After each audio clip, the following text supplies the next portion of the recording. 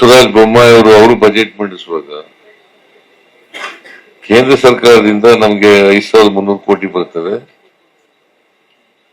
ಮತ್ತೆ ಅಪ್ಪರ್ ಭದ್ರಾ ಯೋಜನೆಯನ್ನ ರಾಷ್ಟ್ರೀಯ ಯೋಜನೆಯಾಗಿ ಮಾಡ್ತೀವಿ ಅಂತ ಹೇಳಿ, ನ್ಯಾಷನಲ್ ಪ್ರಾಜೆಕ್ಟ್ ಮಾಡ್ತೀವಿ ಅಂತ ಹೇಳಿ,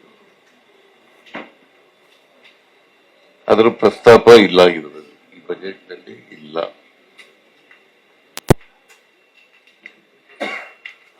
ಕರ್ನಾಟಕ, ರಾಜಸ್ಥಾನ ಬಿಟ್ರೆ ಹೆಚ್ಚು ಒಣಭೂಮಿ ಇರ್ತಕ್ಕಂಥ ಪ್ರದೇಶ.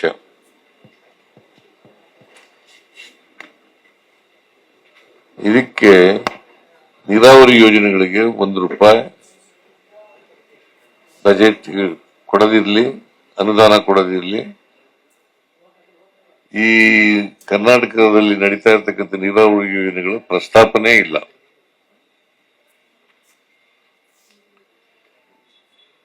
ಆಮೇಲೆ ನಾನು ಈ ಸಾರಿ ರಾಯಚೂರಿನಲ್ಲಿ ಏಮ್ಸ್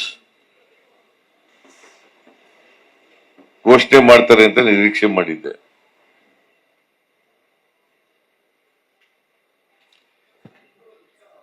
ಕೇಂದ್ರ ಸಚಿವರು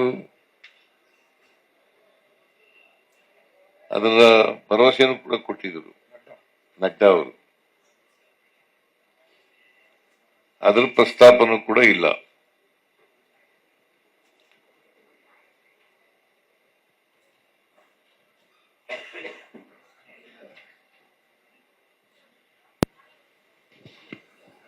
ಆಮೇಲೆ ರಾಜ್ಯದ ನಗರಗಳು ಇದ್ದಾವಲ್ಲ, ಕುಡಿಯುವ ನೀರಿನ ಯೋಜನೆಗಳಿಗೆ, ಗ್ರಾಮೀಣ ಪ್ರದೇಶಗಳಿಗೆ,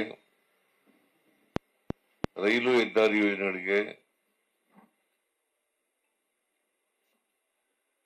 ಹಣ ಒದಗಿಸ್ಕೊಡಿ ಅಂತ ಕೇಳಿದ್ದು, ಅನುದಾನ ಕೊಡಿ ಅಂತ. ಬಟ್ ಅದನ್ನ ಸಂಪೂರ್ಣವಾಗಿ ತಿರಸ್ಕರಿಸಿದ್ದಾರೆ.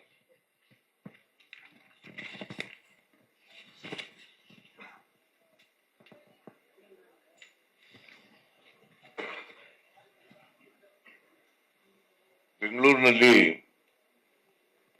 ಮೂಲಭೂತ ಸೌಕರ್ಯಗಳಿಗೆ, ವಿಶೇಷವಾಗಿ ರಾಜಕಾಲುವೆ ನಿರ್ವಹಣೆಗೆ, ಬಿಸಿನೆಸ್ ಕಾರಿಡಾರ್ ಮಾಡಕ್ಕೆ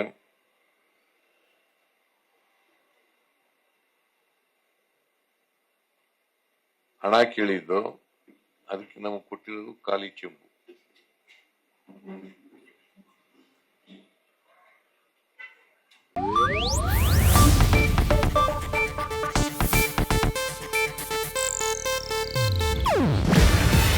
ಇದು ಏಷ್ಯಾನೆಟ್ ನ್ಯೂಸ್ ನೆಟ್ವರ್ಕ್ ಪ್ರಸ್ತುತಿ.